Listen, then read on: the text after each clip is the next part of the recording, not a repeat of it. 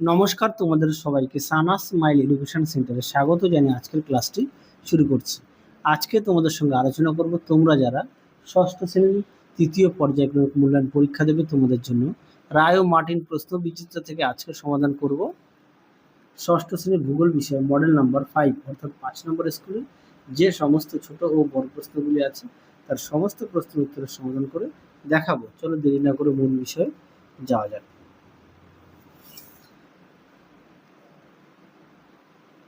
দেখো প্রথমে কি আছে, দিয়ে সঠিক উত্তরটি নির্বাচন করে লেখা। একে আছে 110 ডেসিবেল শব্দের তীব্রতা হয়, উত্তরটা লিখবে বজ্রপাত, অপশন বি। দিয়ে দেখো ঘরের মধ্যে সবচেয়ে বেশি দূষণ হয়, উত্তরটা লিখবে ধূমপান থেকে লিখবে এটা। হ্যাঁ, এটা ধূমপান দেবে, ধূমপানে না। পরবর্তী দেখো তিনে বায়ুর গতিবেগ মাপার যন্ত্রের নাম হলো, উত্তরটা লিখবে অ্যানিমোমিটার, অপশন সি। এটা কিন্তু সিধা হবে, হ্যাঁ ধূমপান। চারে দেখো সূর্যোদয়ের আগের সময়কে বলা হয় উষা, অপশন সি। 5 দেখো প্রশ্নের উত্তরটি হবে অক্ষরেখা, অপশন এ। 6 দাগের প্রশ্নের উত্তরটি হবে অপশন এ। 7 দাগের প্রশ্নের উত্তরটা হবে অপশন এ কিন্নরি। 8 দাগে কি আছে, গম চাষের জন্য 50 থেকে 60 সেন্টিমিটার বৃষ্টিপাতের প্রয়োজন, অপশন এ। 9 দেখো মাজুলি দ্বীপটির উত্তরটি হবে ব্রহ্মপুত্র নদের মধ্যে অবস্থিত, অপশন ডি। 10 দেখো হিমালয়ের সমান্তরাল পর্বত শ্রেণী নয়, উত্তরটা লিখবে সহজ, অপশন বি। 11 দাগে দেখো একটি বিষাক্ত গ্যাস হলো, উত্তরটা লিখবে কার্বন মনোক্সাইড, অপশন ডি। পরবর্তী দেখো 12 দাগের ভারতবর্ষের জলবায়ু উষ্ণ ও আর্দ্র প্রকৃতির, অপশন বি। 13 দাগ দেখো আন্তর্জাতিক তারিখ রেখা কল্পনা করা হয়েছে প্রশান্ত মহাসাগরের উপর দিয়ে, অপশন এ। পরবর্তী দেখো 14 দাগের পৃথিবীর অক্ষ কক্ষতলের সঙ্গে 63.6 ডিগ্রি কোণ করে অবস্থান করে। 15 দাগ দেখো গোমতী নদী হলে উত্তরটা হবে গঙ্গার উপনদী, অপশন বি। 16 দাগ দেখো ভৌগোলিক বৈশিষ্ট্য মানচিত্রের রেখা দিয়ে নির্দেশিত হয় না, উত্তরটা লিখবে বনভূমি, অপশন সি। পরবর্তী দেখো 17 দাগের পানীয় ফসলের উদাহরণ হলো, উত্তরটা লিখবে কফি, অপশন বি। 18 দাগ দেখো শিবালিক হিমালয়ের পাদদেশে ঘন অরণ্যাবৃত অঞ্চল হলো তরাই, অপশন এ। পরবর্তী দেখো শূন্যস্থান পূরণ।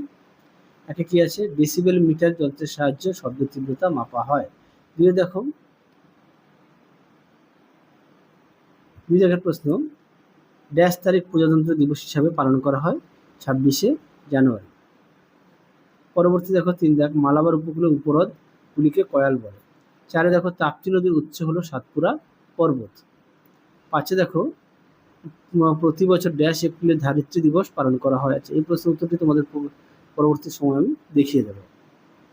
4 দাগ দেখো কি আছে, 4 1 দাগের প্রশ্নের উত্তরটা হবে দ্রাঘিমা রেখা। 2 দাগের প্রশ্নের উত্তরটা হবে মধ্যাকর্ষণ শক্তির জন্য। 3 উত্তরটা হবে জলমণ্ডল। 4 দেখো বায়ুর আর্দ্রতাকে, উত্তরটা লিখবে বাতাসে জলীয় বাষ্পের পরিমাণকে বোঝায়। 5 দেখো ম্যাপ শব্দটির উৎপত্তি কোন ভাষার লেখা, উত্তরটা লিখবে ল্যাটিন ভাষায়। 6 দেখো পশ্চিমঘাট পর্বতের আরেক নাম কি, উত্তরটা লিখবে সহ্যাদ্রি। 7 দেখো হিমালয় কথাটির অর্থ কি, উত্তরটা লিখবে বরফের গৃহ।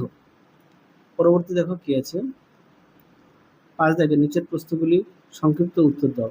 দ্রাঘিমা রেখা দুটি বৈশিষ্ট্য লেখো, উত্তরটি দেখো। দেখাও প্রশ্নটি উত্তরটি তোমরা এখান থেকে এই অবধি লিখবে। দেখে নিও উত্তরটি। পরবর্তী প্রশ্ন দেখো শব্দ দূষণের কয়েকটি উৎস লেখো। দেখো প্রশ্ন উত্তরটি। দেখো শব্দ দূষণের কয়েকটি উৎস, প্রাকৃতিক উৎস আর জৈবিক উৎস। দেখে নিও, অবশ্যই পয়েন্ট দিয়ে লিখবে। পরবর্তী দেখো আদিবাসী বলতে কি বোঝো। দেখো প্রশ্ন উত্তর। তোমাদের আগের ভিডিওতে সমস্ত বিষয়ে সাজেশন দেওয়া আছে, তোমরা যারা এখনো দেখোনি আমাদের প্লে লিস্টে গেলে পেয়ে যাবে। দেখো আদিবাসী কাদের বলে, এখান থেকে এই পর্যন্ত লিখবে। আর তোমরা অবশ্যই প্রতিটা বিষয়ে পাঠ্য বই খুঁটিয়ে পড়বে, পাঠ্য বইয়ের দিকে অবশ্যই গুরুত্ব দেবে। পরবর্তী প্রশ্ন দেখো 4 উষা ও গোধূলি বলতে কি বোঝো। দেখো প্রশ্ন উত্তর।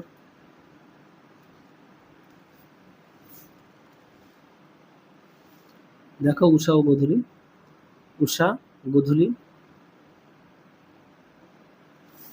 পরবর্তী দেখো কি আছে, বিশ্ব উষ্ণায়ন কি, এটা তোমাদের পাঠ্য বইতে আছে পেজ নাম্বার 38 নম্বর পেজে পেয়ে যাবে বিশ্ব উষ্ণায়ন।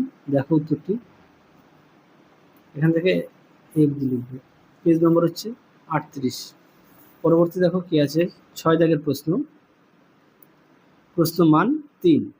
টিকা লেখো সূর্যের দৈনিক আপাত গতি। দেখো প্রশ্নের উত্তরটি, দেখো এখান থেকে এই অবধি লিখবে উত্তরটি।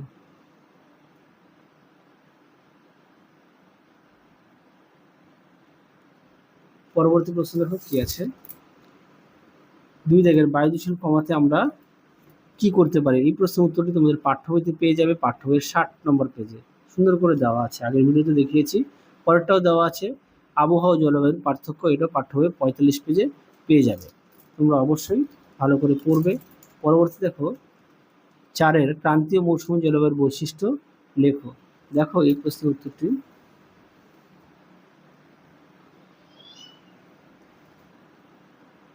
দেখো বৈশিষ্ট্য সুন্দর করে দেওয়া আছে, তোমরা অবশ্যই পড়ে নিয়ে লিখবে।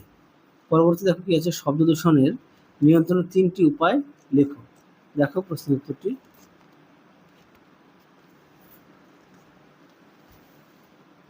দেখো উত্তরটি, তোমরা উত্তরটি এখান থেকে লিখবে এই পর্যন্ত। পরবর্তী দেখো 7 দাগের নিচের প্রশ্নের উত্তর দাও যে কোনো 3টি। দেখো প্রশ্ন কি আছে, 1 পৃথিবীর তাপমণ্ডলের চিত্র অঙ্কন করো। দেখো প্রশ্নের উত্তর, দেখো চিত্রটি,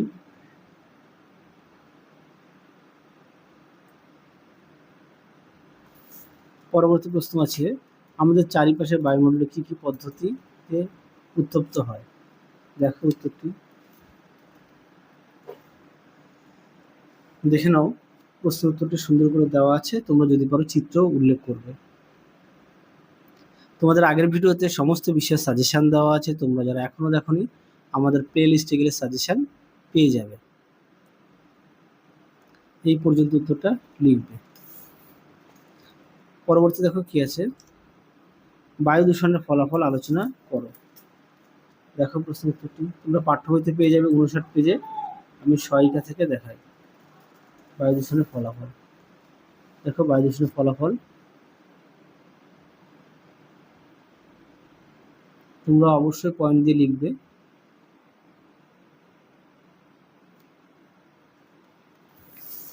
পরবর্তী দেখো ভারতের 2টি ধান উৎপাদক রাজ্যের নাম লেখো।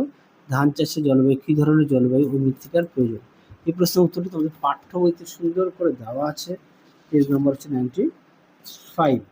দেখো কি বলেছে, ধান চাষ, দেখো গম, ধান, দেখো এই যে ধান, গম, ডাল। আমাকে প্রশ্ন ছিল ধান।